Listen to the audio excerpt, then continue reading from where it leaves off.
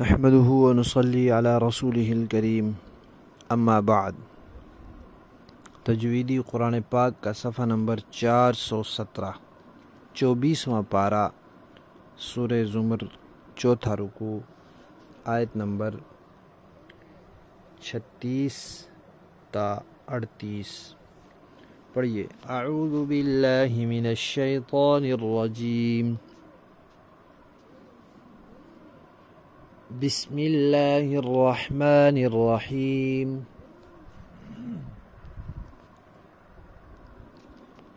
الیس اللہ بکاف عبدہ ویخوفونک، یہاں بہت سے لوگ غلطی کرتے ہیں اور واو کی ادائیگی کے وقت اوپر کے دانت نیچے کے ہونٹ سے لگا دیتے ہیں، ویخوفون، یہ درست نہیں ہے۔ واو کی ادائیگی کے وقت ہونٹوں کو گول ہونا چاہیے۔ ویخوفونک بالذین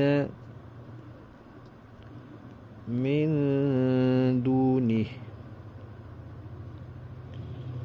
ومن یضلل اللہ فما له من ہاد ومن یہد اللہ فما له من مضل الیس اللہ بعزیز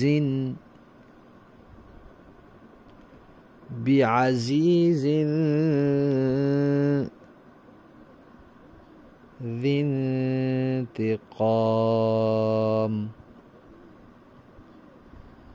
یہاں یہ احتیاط کرنی ہوتی ہے کہ عزیز میں دونوں زا ہیں جن میں دانت آپس میں مل جاتے ہیں اور سختی سے ادا ہوتا ہے، اور ذی انتقام میں ذال ہے جس کی ادائیگی کے وقت دانتوں کو آپس میں ملنے نہیں دینا ہوتا بلکہ زبان کی نوک دانتوں کے کنارے پر آتی ہے۔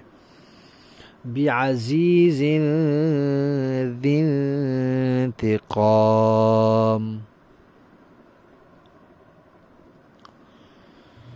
وَلَئِن سَأَلْتَهُم من خلق السماوات والأرض لَيَقُولُنَّ اللَّهُ قُلْ أَفَرَأَيْتُم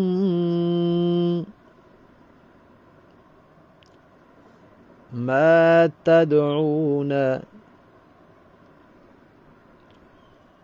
من دون اللہ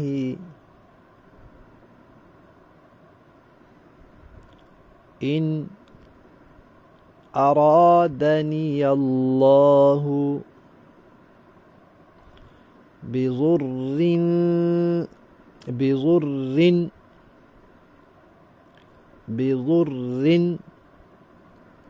هل هن كاشفات ضره أو أرادني برحمة هل هن ممسكات رحمته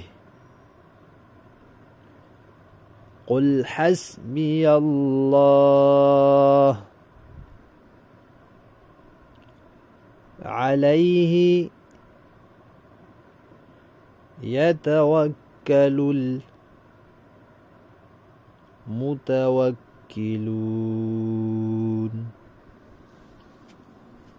सदक़ल्लाहुल अज़ीम।